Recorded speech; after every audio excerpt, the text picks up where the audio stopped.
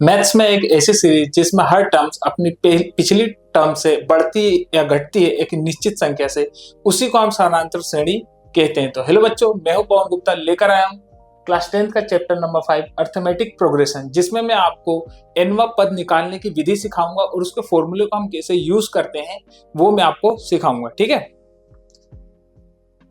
अब सबसे पहले समझो आप लोग की समानांतर श्रेणी क्या है, जिसको मैंने आपको इंट्रोडक्शन वाली वीडियो में भी समझाया है। अगर नहीं देखा तो आप लोग जाके देख सकते हो। मैं उसको आपको एक बार और रिकॉल करवा देता हूँ। ठीक है, जैसे मान लो किसी भी स्थान पर 3, 5, 7, 9, 11 इस प्रकार से कोई भी अगर श्रेणी चलती है जिसका अंतर जो है, सर्वांतर है जो है, वो हमेशा एक निश्चित संख्या में हो, बराबर हो, उसी को हम क्या कहते हैं? समानांतर श्रेणी कहते हैं। ये बात आप लोग को अच्छे से मालूम होगी। ठीक है ना। अब मान लो इसी में अगर आपसे कह दिया जाए, इसी में अगर आपसे ये कह दिया जाए कि बताओ कि इसका जो nवां पद, nवां मतलब किसी भी इस पूरी सीरीज का, जिसमें आपको 2-3 संख्याएं दी होगी, है ना, इससे ज्यादा नहीं दी होती। अगर कोई भी पद 20वां, 21वां, 40वां, जिसमें कोई भी हो सकता है, आप लोग ऐसा ना सोचे कि बस वो आपको कोई भी मतलब 20 के अंदर या 40 के अंदर ही देगा, वो कुछ भी हो सकता है। वो वाला पद पूछे कि मतलब उस स्थान पे कौन सा पद आएगा। जैसे इस श्रेणी में देखो कितने अभी मेरे पद लिखे, 1, 2, 3, 4, 5 पद लिखे हैं टोटल। इसके बाद भी और भी पद हैं, है ना, जो हमने लिखा नहीं, क्योंकि वो लिखना संभव ही नहीं है, हम कब तक लिखेंगे। अगर मैं आपसे 5वें पद में पूछूं कि चौथा पद कौन सा, तो आप लोग इजीली बता दोगे कि 1, 2, 3, 4, सर चौथा पद जो है वो 9 है। ठीक है ना। लेकिन मैं आपसे बोल दूं कि इसका 30वां पद कौन सा होगा, तो हो सकता है आप लोगों को कठिनाई आए, है ना। इसीलिए इसको सोल्व करने के लिए एक फॉर्मूला है जिसको हमें यूज करना है। an is equal to a plus n-1d। ठीक है ना, इसी को हमें यूज करना है ना। इसमें a क्या है, तो an का मतलब जिस स्थान का हमें पद निकालना है वो। ठीक है, a क्या है, हमारा प्रथम पद, ठीक है। n क्या है, तो nवां पद, मतलब जो भी हमें निकालना है, जैसे 40वां निकालना है तो 40 लिखोगे इसके स्थान पे। ठीक है, an मतलब a40, मतलब पहले पद, अगर पहला पद a जो है 1 हो 2 है, कोई भी फिक्स नहीं है, उसकी जगह कोई भी नंबर हो सकता है। उसका अगर मैं 40वां पद निकालूं तो क्या होगा, तो n के स्थान पे आप लोग अगर 40वां पद पूछा है तो 40 रखोगे, 30वां पद पूछा है तो 30 रखोगे। ठीक है, उसमें से हम 1 को घटा देंगे और जो भी हमारे इसके बीच का जो डिफरेंस होता है, सर्वांतर होता है, उससे हम इसमें गुना करते हैं। ठीक है ना। ये आप लोग को मैंने इंट्रोडक्शन वाली वीडियो में भी बताया है ना। तो ये पूरा का पूरा इसी फॉर्मूले को मैं आपको यूज करना सिखाऊंगा। ठीक है ना। ये आपका हो गया सर्वांतर, ये आपका प्रथम पद, और वैसे ही ठीक वैसे ही कोई सा भी आपको दे सकता है, 30वां, 40वां, 50वां, 60वां, जो भी बोलेगा उसको हम निकालेंगे, है ना। आप लोग जब इसको 2-4 बार यूज कर लोगे तो ये आप लोग को बहुत ही इजी लगने लगेगा। बस वैल्यू को पुट करना है और अपना आंसर निकालना है, बहुत इजी है। 2 नंबर का क्वेश्चन इसमें बनता है इस चैप्टर से आपका, इस फॉर्मूले के बेस पे। बाकी एक सम वाला भी होता है, वो मैं आपको नेक्स्ट वीडियो में बताऊंगा, है ना। अब मैं इसको कैसे यूज करना है वो आप लोगों को सिखाता हूं। जैसे कहीं पर है कि निम्नलिखित स्थानों में से किन स्थिति में संबद्ध संख्या की सूची एपी है और क्यों। प्रत्येक किलोमीटर के बाद का टैक्सी का किराया, जबकि प्रथम किलोमीटर के लिए किराया 15 रुपए है, और प्रत्येक अतिरिक्त किलोमीटर के लिए किराया 8 रुपए। ये देखो, ये जो प्रश्न है वो आपकी डेली लाइफ पे ना आधारित है। क्यों डेली लाइफ पे आधारित है, आप लोग खुद समझो कि आप लोग टैक्सी, कैब या कोई भी ओला उबर बुक करते होगे कहीं आने जाने के लिए, तो देखते होगे आप लोग कि जो हम प्रथम पद जो हमारा शुरू का किराया होता है वो हमेशा ज्यादा होता है। उसके बाद पर किलोमीटर का किराया एक थोड़ा कम अमाउंट में होता है और फिक्स होता है। जैसे मान लो, क्योंकि कैब ड्राइवर जो है अपना फ्यूल खर्च करके आपके घर तक आ रहा है आपको किस लेने के लिए, तो वो आपसे पहले बार तो अमाउंट थोड़ा ज्यादा ही लेगा। क्यों, क्योंकि वो एक्स्ट्रा चलकर भी आ रहा है आपके पास। इसलिए उन्होंने बोला है कि जब प्रथम किलोमीटर मतलब पहला किलोमीटर जब आपके वो घर से निकलेगा, तो पहला किलोमीटर जाएगा तो उसके लिए कितना रुपए लेगा, 15 रुपए। उसके बाद जो भी आप 2 किलोमीटर, 3 किलोमीटर जितना भी जाओ, तो हर किलोमीटर के लिए वो 8 रुपए लेगा। मतलब मैं आपसे कह सकता हूँ कि जो मेरा ए है वो कितना होगा, 15, मतलब पहले लेगा वो आपसे 15। अगर आप 1 किलोमीटर गए तो कितने लिए उसने, 15। और जब आप दूसरा किलोमीटर, मान लो आप 2 ही किलोमीटर गए, तब कितना लेगा, 15 में हम 8 को जोड़ देंगे तो कितना होगा बच्चों, 23। ठीक वैसे ही फिर हम 8 जोड़ेंगे, क्यों, क्योंकि तीसरे किलोमीटर के लिए भी पहले किलोमीटर के लिए तो 15 ले चुका है, दूसरे किलोमीटर में 8 ज्यादा मतलब 23 रुपए लेगा हमसे, अगर हम 2 ही किलोमीटर गए तो। अगर मान लो हम 3 गए तो कितना होगा, इसमें और 8 जोड़ देंगे तो कितना होगा, 31, फिर और 39, ऐसे वो चलता जाएगा निरंतर, फिर कितना हो जाएगा 47। मतलब हमारा जो प्रथम पद है वो कितना है, ए, मतलब ये हमारी ए हो गई। अब हम कितने भी किलोमीटर जाएं उसमें 8 ऐड होता जाएगा, मतलब एक फिक्स, हमसे फिक्स बिल्कुल, जो हमारा जो इनके बीच का डिफरेंस है बच्चों, हर बार देखो कितना है, 8 8 8। अगर हम 2 किलोमीटर जाएंगे तो 23 रुपए, 3 गए तो 31, 4 गए तो 39, है ना, ऐसे ही लगता जाएगा। ठीक है, 8 रुपए एक्स्ट्रा वो आपसे हर किलोमीटर के लेंगे, तो डिफरेंस हमारा क्या हुआ, 8 रुपए। ठीक है ना, हर बार कितना आया, 8 रुपए। ए हमारा क्या हुआ, 15। वैसे ही वो आपसे कितना भी पूछ सकते हैं, 40 50 जितने भी किलोमीटर जाए। ठीक है ना, तो मैं ये कह सकता हूं, अब हमसे इसने पूछा क्या है, ये तो हमने अपने कंफर्टेबल के अकॉर्डिंग इसको लिख दिया जैसा प्रश्न में बोला गया था। ठीक है, लेकिन हमसे पूछा क्या है, उन्होंने हमसे ये पूछा है कि निम्नलिखित स्थितियों में से किन स्थितियों में संबद्ध संख्याओं की सूची एपी है। एपी मतलब अर्थमेटिक प्रोग्रेशन या फिर समानांतर श्रेणी। तो क्या ये हमारा एपी है, ये समानांतर श्रेणी है? इसके लिए मैंने आपको क्या बताया था कि जो हमारा पहला पद है उसके बाद जो है डिफरेंस हमेशा बराबर होना चाहिए। अगर पॉजिटिव डिफरेंस है तो पॉजिटिव, नेगेटिव डिफरेंस है तो नेगेटिव, उससे कोई फर्क नहीं पड़ता पॉजिटिव नेगेटिव से, या फिर उसमें अगर उदासीन है मतलब जीरो तो भी उससे कोई फर्क नहीं पड़ता। ठीक है ना, जीरो कैसे हो सकता है, तो देखो जीरो ऐसे हो सकता है कि वो बोल दे कि बस आप मुझे 15 रुपए दे देना, फिर उसके आप कितने भी किलोमीटर जाते जाओ आप उधर 15 ही रुपए देना, तब वो जीरो होगा, क्योंकि दूसरे 2 किलोमीटर जाओगे तो भी 15 ही दोगे, 3 किलोमीटर जाओगे तो भी 15 रुपए ही दोगे। ठीक है ना, तब उस कंडीशन में जीरो हो जाता है, जो कि ऐसा पॉसिबल नहीं होता, लेकिन एक कंडीशन ये भी होती है। ठीक है ना, तो ये आप लोग जो देख रहे हो ये समानांतर श्रेणी है ना, और इसके बीच का जो डिफरेंस है वो इक्वल है हर बार, तो हम इसको कह सकते हैं कि हाँ ये समानांतर श्रेणी है। हमारे प्रश्न का उत्तर यही होगा कि दिए गए कथन में जो हमारा श्रेणी बनती है वो एक समानांतर श्रेणी है, क्योंकि इसके बीच का जो अंतर है वो क्या है, सर्वांतर है।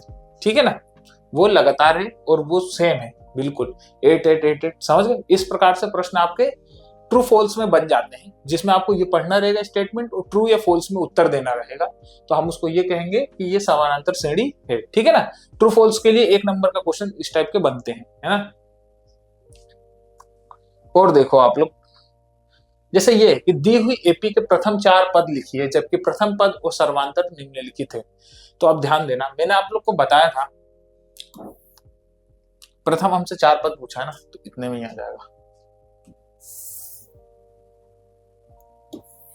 ठीक है, मैंने आपसे बताया था कि जो प्रथम पद होता है हमारा क्या होता है, ए होता है। ठीक है, जो दूसरा पद होता है वो क्या होता है, ए प्लस डी होता है। ठीक है, तीसरा पद क्या होता है, ए प्लस 2d होता है। चौथा पद क्या होता है, ए प्लस 3d। ठीक है, ये चौथा पद, ऐसे ही निरंतर चलता जाएगा।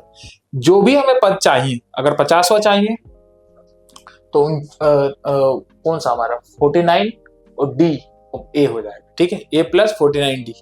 अगर हमें 50th नंबर का चाहिए, 60th नंबर का चाहिए, ए प्लस 59 इंटू डी। क्यों, क्योंकि हमें जितना चाहिए, जो भी चाहिए, जिस भी स्थान का चाहिए हमें, उससे एक कम हम लेंगे, है ना। ऐसा मैंने आपको बताया था कि हम एक कम क्यों लेते हैं। ठीक है, इंट्रोडक्शन वाली वीडियो में नहीं देखा हो तो जाके देख सकते हो, है ना। इसलिए अब मैं क्या करूंगा, यहाँ पर देखो इस श्रेणी में आपको बताया कि ए आपका कितना है, कितना है ए 10, तो प्रथम पद तो हमारा 10 ही हो जाएगा। उसके बाद डी कितना हमारा 10, मतलब कि हर बार डी उसमें ऐड होता जाएगा, मतलब दूसरी वैल्यू निकालनी हो तो ए प्लस डी, और डी हमारा कितना है 10 और ए कितना है 10, तो ए प्लस ए मतलब 10 प्लस 10 कितना होगा बच्चों, 20। तीसरे पद के लिए क्या करना होगा, 10 प्लस 2 इंटू डी, मतलब डी कितना है 10, तो 2 गुने 10 20 प्लस 10 कितना होगा 30, और वैसे ही 40 वैसे ही 50, ऐसे ही निरंतर ये चलता जाएगा। हमसे 4 पद बोले थे, 1 2 3 4 पद ये हो गए, ठीक है ना। तो इस प्रकार से हमें करना है। अब यहां पर देखो क्या है हमारा पहला पद -2, डिफरेंस हमारा कितना है बच्चों 0। अब जैसे ही डिफरेंस 0 लोगे, ये हमारा कितना था -2, तो दूसरा पद भी तुम्हारा -2 होगा, तीसरा भी -2, चौथा भी -2, पांचवा भी -2, ऐसे ही निरंतर चलता जाएगा। क्योंकि डी जैसे ही आप लोग 0 2 में गुना करो या 3 में, तो वो उसको 0 बना देगा। क्योंकि 0 एक ऐसी संख्या है जिसको आप किसी भी संख्या से अगर गुना करते हो तो रिजल्ट आपका 0 ही आता है, वो 0 बना देता है उसको। इसलिए आपको डिफरेंस यहाँ 0 है तो निरंतर ऐसे ही चलता रहेगा। या आप 50वां पद ले लो, 60वां, 70वां, कोई सा भी पद लोगे तो -2 ही रहेगा, ये फिक्स है, क्योंकि उसका डिफरेंस ही कितना है 0 है, ठीक है। अब देखो किस टाइप के क्वेश्चन बनते हैं। ये है कि निम्नलिखित में से प्रत्येक एपी के लिए प्रथम पद तथा सर्वांतर लिखिए। इसमें हमें प्रथम पद और सर्वांतर लिखना है। क्या लिखना है? प्रथम पद और सर्वांतर। तो प्रथम पद देखो क्या है, प्रथम पद तो वो है जहां से स्टार्ट हुआ है, तो प्रथम पद हमारा ए कितना हो जाएगा 3, ए कितना होगा 3, और सर्वांतर निकालना है। तो सर्वांतर के लिए मैंने आप लोग को एक फॉर्मूला बताया था। सर्वांतर मतलब डिफरेंस, डिफरेंस के लिए an -n-1 है ना, ये आपका सर्वांतर निकालने का फॉर्मूला होता है, ठीक है। कोई से भी संख्या लोगे, कोई सा भी मतलब स्थान लोगे, उसमें से एक हमें माइनस करके लेना है, ठीक है। तो अगर मान लो मुझे अगर इन दोनों से निकालना है, तो प्रथम पद तो ए हो गया, और डी निकालने के लिए क्या करना होगा बच्चों an, मतलब अगर मैंने दूसरा लिया, मतलब कि a2 लिया, तो उसमें से किसको माइनस करूंगा मैं a2 - 1, ठीक है। तो d is equal to a2 के स्थान पर क्या है, या आप लोग पहले ऐसा भी लिख सकते हो, a2 के स्थान पर क्या है 1, माइनस 2 में से 1 जैसे ही माइनस करोगे, 2 में से 1 आप जैसे ही माइनस करोगे तो क्या होगा, 2 में से 1 को माइनस करोगे तो क्या होगा 1 आएगा। मतलब कि a1 आपका क्या है 3 है ना, मतलब डिफरेंस आपका कितना आया बच्चों -2, ठीक है। वो हर बार आपको -2 ही आएगा, चाहे आप तीसरे और चौथे पद को ले लो, दूसरे या तीसरे को ले लो, जो आपकी इच्छा हो उसको लोगे, तो आपका जो डिफरेंस आएगा वो हमेशा बराबर आता है। क्योंकि अर्थमेटिक प्रोग्रेशन की पहली शर्त यह है कि आपका जो डिफरेंस है सर्वांतर है वो हमेशा क्या है इक्वल है ना। उम्मीद है आप लोग को समझ में आया होगा, ठीक है। अब ये वाला प्रश्न देख लो, इसको कैसे करोगे।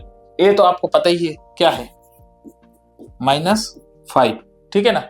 ए आपका क्या है -5, और डी आपका क्या है, डी निकालने के लिए वापस यही फॉर्मूला यूज करोगे।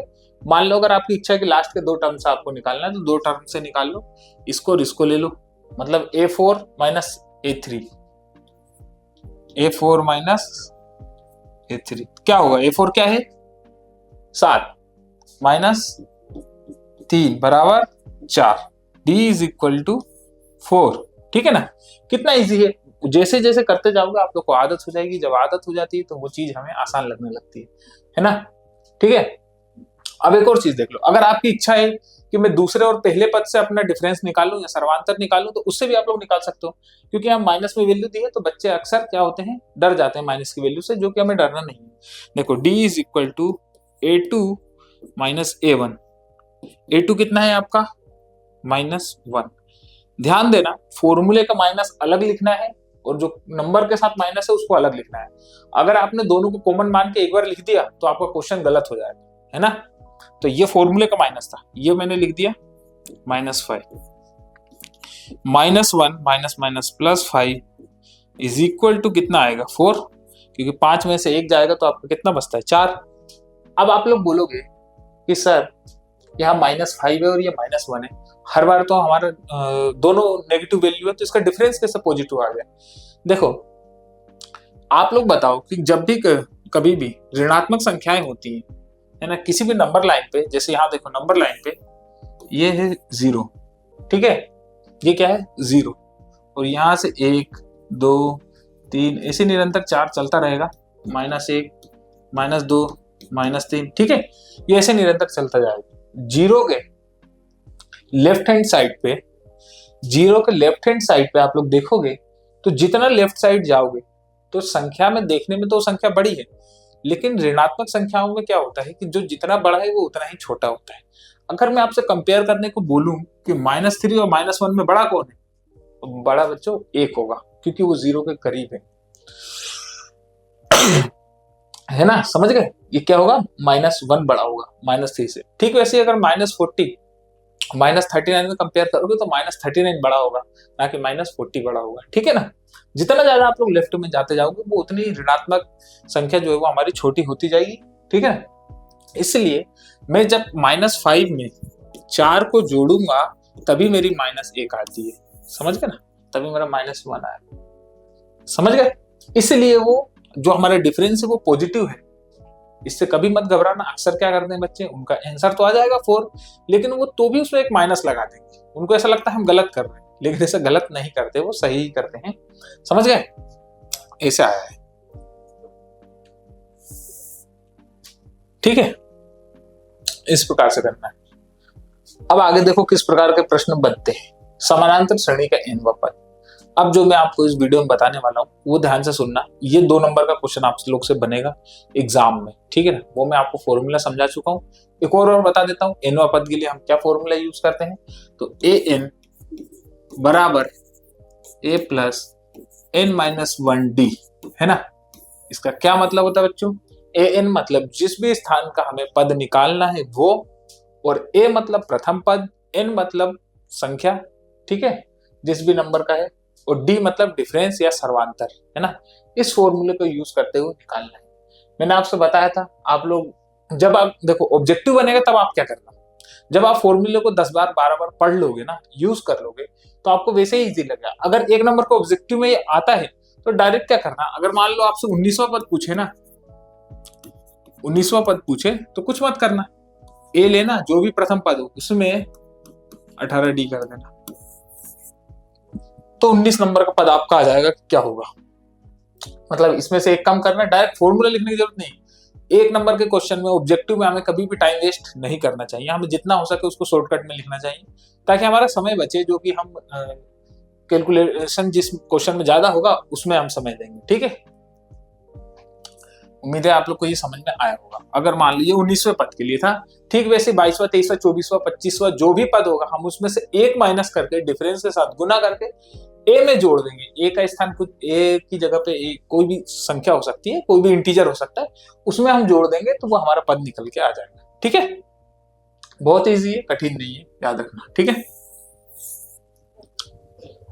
तो अब मैं इसके आपको प्रश्न करके बताता हूं कैसे करना है ना, कैसे किस प्रकार के प्रश्न बनते हैं वो आपको देख लीजिए। आपको जैसे पूछा आपसे एपी 2 7 12 का 10वां पद ज्ञात कीजिए, तो सबसे पहला काम है आपका कि देखना हमें कि हमारा सूत्र कौन सा लगेगा, और सूत्र के साथ हमारे पास उस सूत्र में जो हमारी डिमांड है ना, उसको छोड़कर बाकी कौन कौन से वेरिएबल्स के वैल्यू हमें दी गई। जैसे हमारा सूत्र क्या है, हमसे पूछा 10वां पद, मतलब कि पूछा क्या है, ए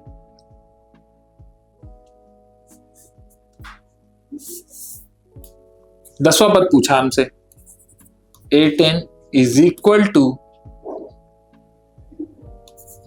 a plus 10 minus 1 d, a plus 9d is equal to A10।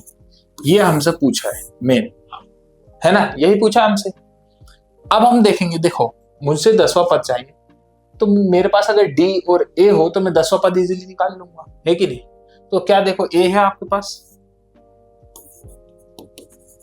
Given क्या है, a इज इक्वल टू 2, और d निकालने का क्या सूत्र है बच्चों, a2 माइनस a1, या फिर a3 माइनस a2, या a4 माइनस a3, इस प्रकार से। ठीक है ना, तो आप लोग देखो 7 माइनस 2 इज इक्वल टू 5, आगे आपका डिफरेंस, आपके पास d है, a है, आप इसमें पुट करो और अपना रिजल्ट निकालो। क्या होगा, ए कितना है, देखो 2, 9 गुने डिफरेंस कितना है 5, 2 प्लस 9 5 45 और 2 47 8 10। ठीक है, इस प्रकार से आपको निकालना है। मतलब जो 10वां पद होगा इस समानांतर श्रेणी के लिए वो 47 होगा, है ना। 10वें पद के स्थान पे 47 नंबर लिखा होगा।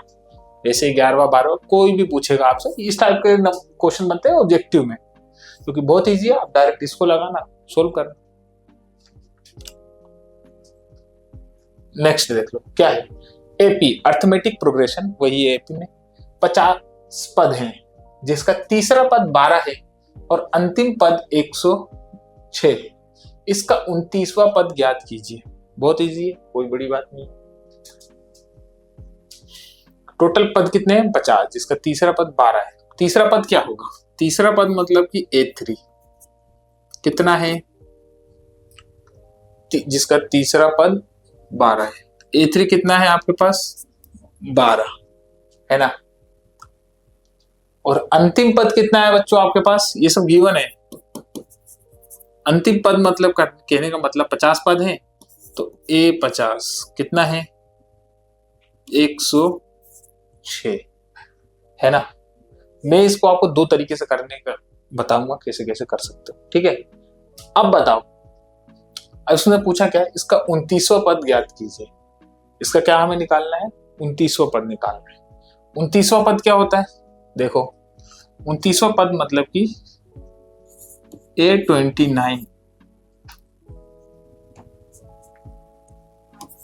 A29 बराबर A प्लस 29 माइनस 1 D, यही होगा ना। A29 A प्लस 28D, ठीक है। जिसमें अगर हमें A और D मालूम हो तो हम इजीली निकाल सकते हैं, है ना। हमसे पूछ लिया 29वां पद। तो दो तरीके हैं, पहला तरीका मैं बताता हूं, है ना, टाइप 1, टाइप फर्स्ट, इस टाइप से। फिर दूसरा तरीका बताऊंगा एलिमिनेशन मेथड। पहले मैं आपको करके दिखाता हूँ कि एलिमिनेशन मेथड देखो मैं क्यों बताऊंगा, क्योंकि आपके ही क्लास 10th में एलिमिनेशन मेथड, है ना, ये यूज हुआ है किसी दूसरे चैप्टर में, चौथे में, तीसरे या दूसरे चैप्टर में ये यूज हुआ है, इसलिए। ठीक है ना, इसलिए आप लोग दूसरे चैप्टर की विधि भी लगा सकते हो, उससे कोई फर्क नहीं पड़ता। ठीक है, अब जैसे देखो A3 है, A3 क्या होगा, A प्लस 2D तो होगा, है ना, A प्लस 2D ही तो होगा। A3 की वैल्यू कितनी है 12 बराबर A प्लस 2D। अगर मैं आपसे बोलूं A की वैल्यू निकालो तो आप लोग इजीली निकाल लोगे। 12 माइनस 2D निकाल लोगे या नहीं, तो बोलो निकाल लोगे, है ना। ठीक है, ये आप लोग निकाल लोगे। किसकी वैल्यू, A की वैल्यू। अगर मैं आपसे बोलूं कि जो 50वां पद है हमारा जो 106, उसमें वो कैसे हम लिखोगे, तो वो आप ऐसे लिखोगे A50 बराबर A प्लस 49D। ठीक है, ऐसे ही करोगे ना।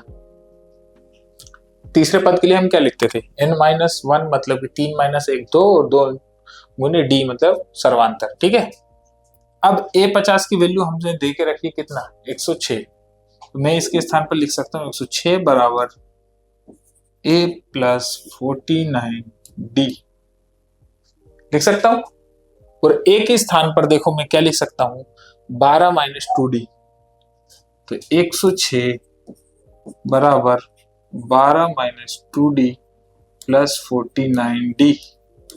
ठीक है,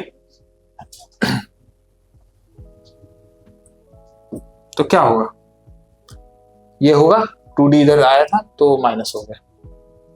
अब 12 हमारा इधर आएगा, 106 में से 6 जाएगा तो कितना बचेगा, 12 हमारा इधर साइड आएगा, तो 106 माइनस 12, और जो 2D है वो 49D में से माइनस होगा तो कितना बचेगा 47D। कितना 47D कितना आया 47D। अब ये 12 जैसे ही आप लोग इसमें से माइनस करोगे तो कितना बचेगा 94। कितना बचेगा 94 और ये कितना है 47D। अब आप लोग बताओ नेक्स्ट स्लाइड पे मैं इसको ले लेता हूं।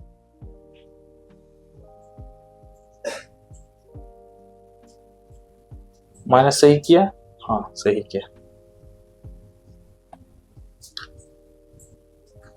94 बराबर 47D। इससे आप लोग D निकाल सकते हो या नहीं। 47 बताओ। जैसे ही आप इससे डिवाइड करोगे तो कितना आएगा 2, मतलब डिफरेंस कितना आया आपका 2। डिफरेंस कितना आया 2। और एक और बात याद रखो, अगर इस वैल्यू में डिफरेंस डाल दोगे तो ए की वैल्यू आएगी या नहीं बताओ। आएगी। तो a is equal to 12 minus 2d।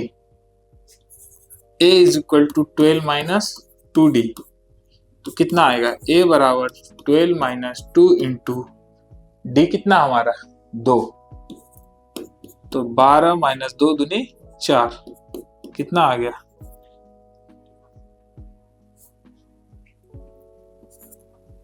12 minus 4 तो कितना आ गया a बराबर 8।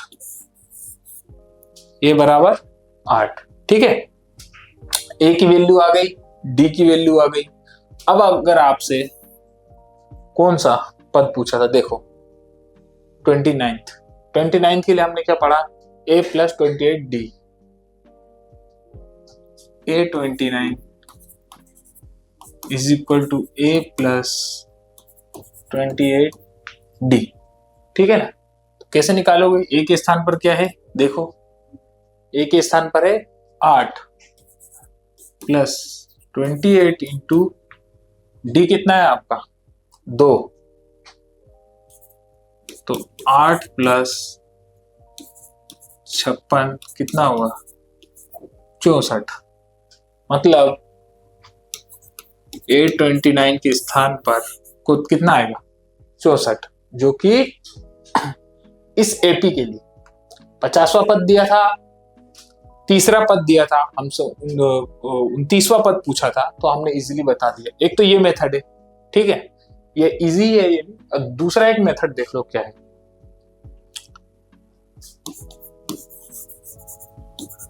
करना चाहो आप लोग तो कर सकते हो इसका यूज, अगर आप लोग की इच्छा हो तो, नहीं तो कोई बात नहीं है।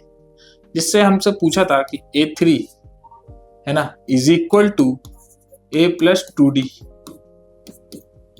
A50 is equal to A plus 49D है ना। अब बताओ A के स्थान पर क्या था, A3 के स्थान पर कितना था 12 is equal to A plus 2D, और A50 के स्थान पर क्या था 106 बराबर A प्लस 49D। अब एलिमिनेशन करने के लिए आप लोगों को पता है कि किसी भी एक वेरिएबल को हम क्या करते हैं, साइन चेंज करके उसको वहां से एलिमिनेट करते हैं। तो अगर साइन चेंज करेंगे तो LHS और RHS दोनों साइड करना पड़ेगा। ये माइनस कर दिया, ये भी माइनस हो गया और ये भी माइनस हो गया। अब हम इसका जो ओरिजिनल साइन था उसको हम नहीं देखेंगे, नीचे जो हमने माना है उसको देखेंगे। 106 में से 12 जाएगा 94, और ये हमारा कैंसिल, इधर बचेगा माइनस का 47D। ठीक है ना, माइनस से minus cancel, D is equal to 49 upon 94 है,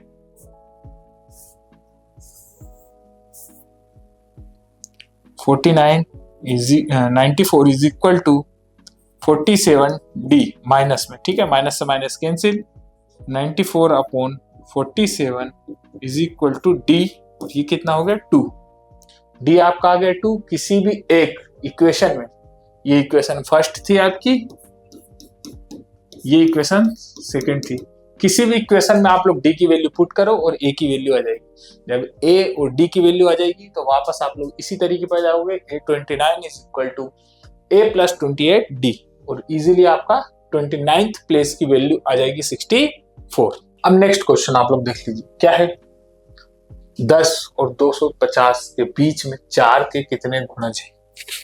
अब ध्यान देना है यहाँ पर, 4 का मतलब 4 का पहाड़ा है ना।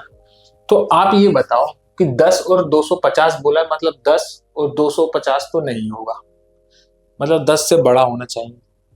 तो 10 11 12, क्या 12 10 से गुणज है, 4 से गुणज है, तो हाँ है। तो मैं कह सकता हूँ कि ए की वैल्यू कितनी हो जाएगी 12, ए की वैल्यू कितनी होगी 12। अब मेरे को 250 देखना है कि ये हमारे 4 से गुणज है या नहीं। मैं क्या करूंगा, इसको 4 से भाग देता हूँ, सॉरी ऐसा वाला नहीं,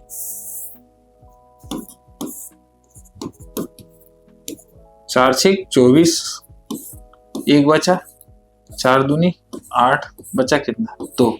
मतलब अगर इसमें से मैं 2 को घटा दूं, अगर 250 में से 2 को घटा दूं, तो जो वैल्यू आएगी, क्योंकि देखो मेरा जो रिमाइंडर बच रहा है कितना बच रहा है 2, जब रिमाइंडर 2 बच रहा है तो मैं अगर उसको 250 में से हटा दूं या घटा दूं, तो जो वैल्यू आएगी वो इजीली 4 से डिविजिबल है ना।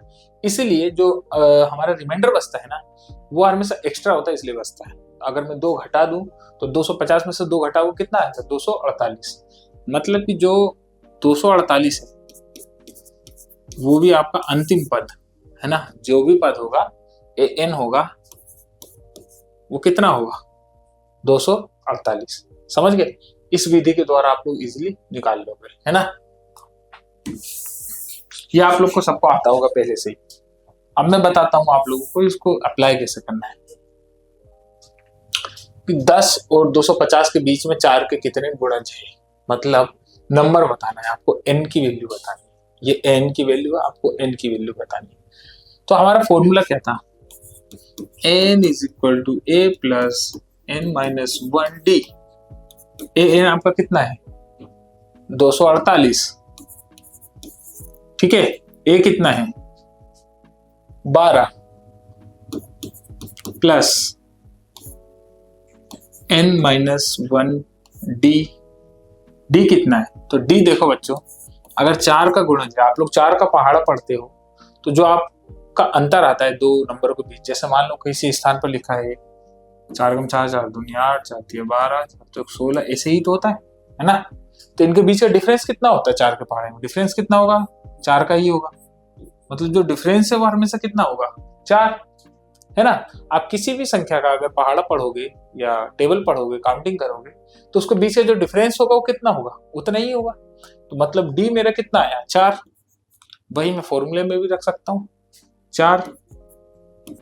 ये 12 क्या होगा मेरा 248 में से माइनस होगा, 248 माइनस 12, n माइनस 1, d कितना है 4, 4n माइनस 4, ये कितना हो गया 236, ठीक है। और ये 236 प्लस 4 बराबर 4n, है ना। n हमारा क्या होगा 240 बराबर 4n, 4 से काटोगे तो कितना आया 60, है ना। कितना आया 60। मतलब कि 10 और 250 के बीच में 4 के कितने गुणज होंगे, तो 60 गुणज। इस प्रकार से आप लोग उत्तर निकाल सकते हैं, कोई बड़ा नहीं ना कठिन है, लेकिन ऐसा आपसे 3 नंबर के क्वेश्चंस में आ सकता है और आता है कि 10 और 250 के बीच में 4 के कितने गुणज है ना। अभी क्या देखो, एक्चुअली में हमें इस फॉर्मूले को यूज करते हुए करना है, वरना इसके और भी इजी तरीके होते हैं, लेकिन हमें समानांतर श्रेणी में इस फॉर्मूले को यूज करते हुए करना है, इसलिए मैंने इस विधि का यूज किया। नहीं तो आप लोग पता है इस चीज को ऐसे भी कर सकते थे कि 10 से भाग दो, कितना आया 4 को दूनी 8, बचा कितना 2, है ना। मतलब कि ये 2 आ गया, मतलब कि अगर 4 का पहाड़ा पढ़ूंगा तो 2 बार आएगा, ठीक है। ठीक वैसे ही फिर आप लोग इसको इसमें करो 250 में, अगर ऑब्जेक्टिव बनता है तब। अगर 3 नंबर का आता है तो फिर तो आपको पूरा डिटेल में करना होगा, अगर ऑब्जेक्टिव बनता है तब इस मेथड को यूज करोगे। तो कितना आया था हमारा 262 आया था, ठीक है ना। कैसे 24 करोगे 1 बचेगा, फिर 0, फिर 2 करोगे तो 8 बचेगा डिफरेंस, तो उससे डिफरेंस को मतलब है नहीं, कितना आया 62। अब 62 में से इस 2 को हटा दो तो कितना आएगा 60। ये 2 को मैं इसलिए हटा रहा हूँ क्योंकि 10 से पहले की वैल्यू को नहीं लेना है, 10 के बाद की वैल्यू को लेना है। और 8 और 4 मतलब 4 के पहाड़े में 4 एकम 4, 4 दूनी 8, ये दो संख्याएं आती हैं जो कि दोनों 10 से क्या है, छोटी हैं। और जब छोटी है तो उसको हम इसमें काउंटिंग नहीं करेंगे, क्योंकि हमारा जो स्टार्टिंग है वो 10 से, मतलब 10 से बड़ा होना चाहिए, 10 भी नहीं 10 से बड़ा, क्योंकि 10 और 250 के बीच की संख्या में बोला है ना। तो ये आपका आ गया 60। जब ऑब्जेक्टिव आएगा तभी आपको इस विधि का इस्तेमाल करना है, वरना अगर 3 नंबर या 2 नंबर का क्वेश्चन बनता है तो आपको पूरा फॉर्मूला लिखना है, जो गिवन है वो लिखना है, उसके बाद आपको फॉर्मूले में पुट करके वैल्यूज को सोल्व करना है। ठीक है, यहां देखो क्या है, एपी में ज्ञात कीजिए जिसका तीसरा पद 16 और सातवां पद 5वें पद से 12 अधिक है। ठीक है, तो तीसरा पद क्या है, 16 है, मतलब A3 इज इक्वल टू कितना देकर रखा है, 16, या मैं उसको ऐसे ही बोल सकता हूं A plus 2D is equal to 16, है ना, ऐसा भी बोल सकता हूं। ठीक, क्या बोला है, और सातवां पद 5वें पद से 12 अधिक है, मतलब सातवां पद क्या होगा, A7 is equal to A plus 6D, है ना, और 5वां पद क्या होगा, A प्लस 4D, यही होगा ना, यही होगा। और इसने बोला आपसे कि जो सातवां पद है वो 5वें पद से कितना है, सातवां पद 5वें पद से 12 अधिक है, मतलब में अधिक का मतलब ये होता है कि 7वें पद और 5वें पद के बीच का डिफरेंस 12 है ना। अधिक है, कम है, अधिक और कम इस प्रकार के जो शब्द हैं वो हमेशा डिफरेंस को दर्शाते हैं। ठीक है ना। अब मैं बोल लूं कि अगर A7 minus A5 is equal to 12 तो क्या गलत होगा, नहीं, गलत नहीं होगा, है ना। और A7 की वैल्यू क्या है, A plus 6D minus A5 की वैल्यू क्या है, A plus 4D is equal to 12, है ना। तो A plus 6D minus A minus 4D। अब बहुत सारे बच्चे कंफ्यूज होते हैं कि सर आपने 4 के पहले तो देखो प्लस था, आपने माइनस क्यों लिखा। तो याद रखना, अगर ब्रैकेट के बाहर माइनस है तो ब्रैकेट जैसे ही खुलता है अंदर के साइन चेंज हो जाते हैं, क्योंकि बाहर माइनस है मतलब -1 से अंदर की सारी संख्याओं में गुना होगा तो उनके साइन चेंज हो जाएंगे, है ना। तो अब देखो A से कैंसिल, बचा क्या 6D माइनस 4D, तो कितना आएगा 2D इज इक्वल टू 12, मतलब D is equal to 12 upon 2, तो D इज इक्वल टू 6।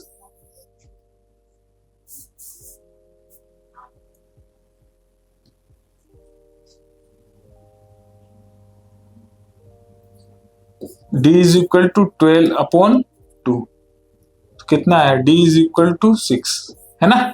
मतलब डिफरेंस आपका कितना आ गया, या सर्वांतर कितना आ गया, 6।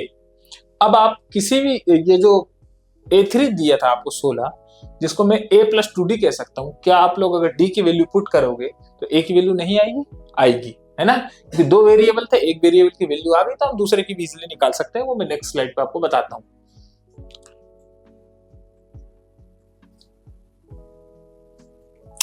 D आपको कितना दे दिया था, 6, और A3 कितना था, A प्लस 2D,